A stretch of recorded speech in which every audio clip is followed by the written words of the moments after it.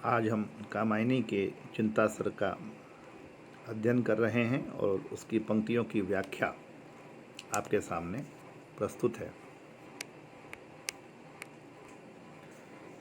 मनन करावेगी तू कितना उस निश्चिंत जाति का जीव, अमर मरेगा क्या तू कितनी गहरी डाल रही है नींव। मनु हिमालय की चोटी पर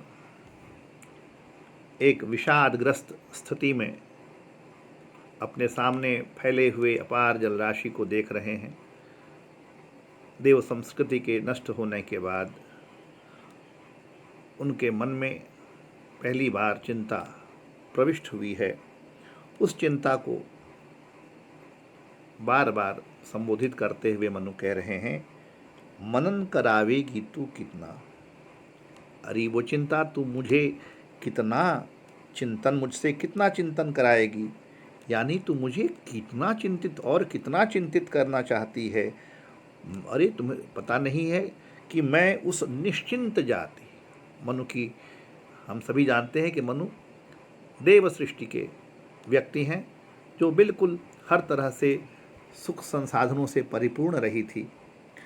हर तरह से सुखी और संपन्न देव जाति अचानक इस प्रलय में नष्ट हो गई है।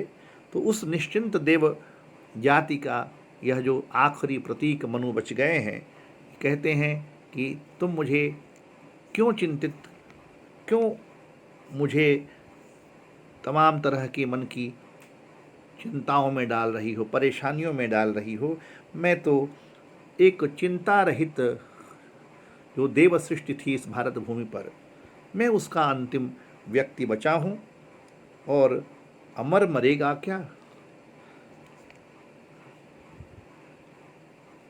तू ऐसे मेरे हृदय में घर करती जा रही है कि मैं उस अमर संस्कृति का, उस देव संस्कृति का व्यक्ति ऐसा लगता है कि जिस तरह से तेरी चिंताएं तू मुझ पर हावी हो रही है, अमर यानी जो कभी मर नहीं सकता, ऐसा लगता है कि वह देवता सृष्टि का, देव सृष्टि का मनु क्या मर भी सकता है। क्या तेरी वजह से तू मेरी मृत्यु का कारण बनेगी। जिस तरह से तू अपना प्रभाव मुझ पर डाल रही है। और निश्चिंत जाति, यहाँ पर प्रसाद जी ने देव जो संस्कृति है उसके लिए निश्चिंत जाति कहकर यह संकेत किया है कि वह जो अमरों की वह संस्कृति थी, वह किस तरह से सुख, वैभव, विलास और भौतिक संसाधनों में, आमोद प्रमोद में डूबी हुई थी। और उन्होंने साथ ही वहाँ देव सृष्टि को अमर भी कहा है। अमर मरेगा क्या में यहाँ देखिए आप, विरोधाभास अलंकार है। आगे की पंक्ति पर चलते हैं। आह घिरेगी हृदय लहलहे खेतों पर करका घन सी, छिपी रहेगी अंतरतम में सबके तू निगूढ़ मन सी, सबके तू निगूढ़ घन सी। आह घिरेगी हृदय लहलहे खेतों पर करका घन सी। ऐ चिंता, मुझे इस बात का दुख है कि तू जो है मनुष्यों के हृदय लहलहे, हृदय रूपी खेतों पर, लहलहे खेतों पर, लहराते हुए खेतों पर, फसलें लहरा रही हैं जिस खेत में, ऐसे खेतों पर किस तरह से गिरने वाली है। करका घन सी, जैसे बादलों से ओलावृष्टि होती है, ओलों की बारिश होती है, सारी फसलें चौपट हो जाती हैं, बर्बाद हो जाती हैं, नष्ट हो जाती हैं। मनु महाराज चिंता को संबोधित करते हैं, ऐसे ही तू मनुष्य के भीतर जो आनंद है, जो सुख है, जो निश्चिंतता है, जो उल्लास है, जो प्रफुल्लता है, तेरे आते ही वो सारी सुख की फसल उसी प्रकार नष्ट हो जाती है जैसे बादलों से निकले हुए ओलों की वृष्टि से लहलहाती हुई फसल नष्ट हो जाती है। कवि का आशय यह है कि चिंता मेरे ही मन में नहीं, अब आने वाली संस्कृति के हर व्यक्ति के मन में हमेशा विद्यमान रहेगी। और यह कहकर कवि ने भविष्य का भी इशारा किया है कि आने वाले समय में भी अब कोई व्यक्ति चिंता मुक्त नहीं रहेगा। छिपी रहेगी अंतरतम में सबके तू निगूढ़ घन सी। निगूढ़ शब्द का प्रयोग किया है प्रसाद जी ने यहाँ पर, और इसलिए बहुत गहराई से सबके मन में तू प्रविष्ट रहेगी। कोई भी व्यक्ति आगे आने वाले समय में चिंता मुक्त नहीं हो सकेगा। आगे देखिए, बुद्धि, मनीषा, मति, आशा, चिंता तेरे हैं कितने नाम। बुद्धि, मनीषा, मति, आशा, चिंता तेरे हैं कितने नाम। अरे पाप है तू, जा चल जा, यहाँ नहीं कुछ तेरा काम। मनु चिंता को संबोधित करते हुए इन पंक्तियों में कहते हैं कि अरे चिंता, तुम्हारे अनेक नाम हैं, जैसे बुद्धि, मनीषा, मति, आशा, न जाने कितने नाम हैं। तू कितने कितने नामों से पुकारी जाती है, लेकिन तू है सचमुच में अरे पाप है तू, लेकिन है तो तू पापी नहीं, है तो तू दुष्ट। क्यों? और इसीलिए तू जा चल जा, यहाँ तेरा कोई काम नहीं है, तू अन्यत्र कहीं भी जा, मेरे मन में तेरी कोई आवश्यकता नहीं है। क्यों तो मेरे मन को कष्ट पहुँचा रही है। और इस तरह से मनु बार बार अपने मन से चिंता को निकालना चाहते हैं।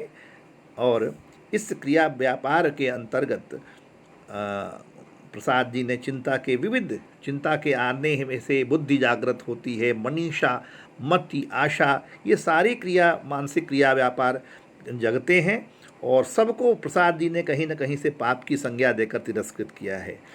और इसके आगे प्रसाद जी कहते हैं, विस्मृतिया अवसाद घेर ले, नीरवते बस चुप कर दे, चेतनता चल जा, जड़ता से आज शून्य मेरा भर दे। विस्मृतिया अवसाद घेर दे। विस्मृति कहते हैं भूल जाने को, विस्मरण को। चिंता करते करते मनु इतने परेशान हो उठे हैं कि अब उन्हें यह चिंतन बहुत दुख दे रहा है, और वे समस्त इस दुख को, चिंता को भूल जाना चाहते हैं। और इसीलिए वे विस्मृति का आह्वान करते हुए कहते हैं कि यह विस्मृति यानी विस्मरण, उन्हें भूल जाने की जो क्रिया है ना, उसका आह्वान करते हैं कि विस्मृति अब तू मेरे पास आ जा, मैं अब इन दुखों को भूल जाना चाहता हूँ, इसमें सहायता कर मेरी। और अवसाद घेर ले, नीरवते, नीरवते यानी शांति, उदासी आकर मुझे घेर ले, क्योंकि मैं इसके सहारे जो विगत स्मृतियां हैं, जो चिंता के जरिए मुझ में व्याप्त हुई हैं, मैं उसकी उपेक्षा करूं। शांति को आह्वान करते हैं मनु की, हे शांति तू आ करीब, और मेरा जो मन चिंता के आने से बिल्कुल बेचैन हो गया, अशांत हो गया है, इसको फिर शांत कर दे। और चेतनता चल दा, जड़ता से आज शून्य मेरा भर दे।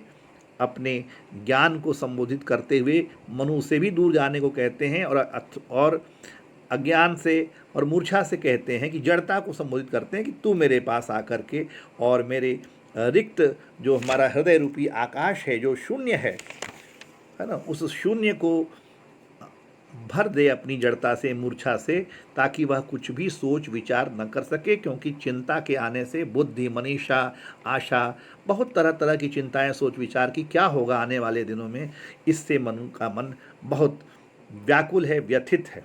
इस तरह से इन पंक्तियों में प्रसाद जी ने मनु के मन की जो व्यथा का बड़ा ही मनोवैज्ञानिक चित्रण किया है कि किस तरह से एक आदमी जब चिंतित होता है, परेशान होता है, तो किस तरह से उसकी सारे उसके कार्य व्यापार, उसके मानसिक उसकी कार्य पद्धति किस तरह से वह उसकी प्रक्रिया किस तरह से वह उदासीनता उस पर छा जाती है, हावी हो जाती है।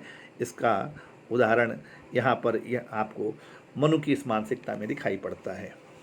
आगे, चिंता करता हूँ मैं जितनी उस अतीत की, उस सुख की, उतनी ही अनंत में बनती जाती रेखाएं दुख की।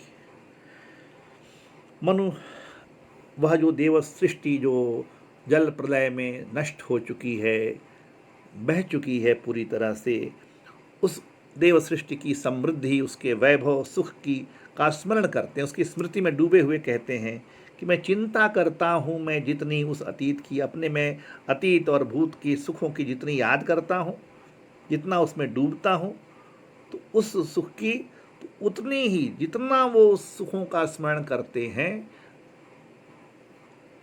मनु कहते हैं कि उतनी ही अनंत में बनती जाती रेखाएं दुख की।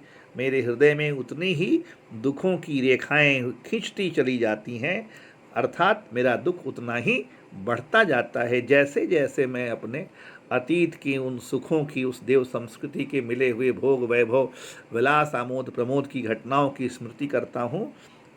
वह उसमें असीमित मन में भाव आते हैं सुख के, लेकिन आने के साथ साथ वह मन को सुख नहीं पहुँचाते, उसे और दुखी करते हैं। धन्यवाद।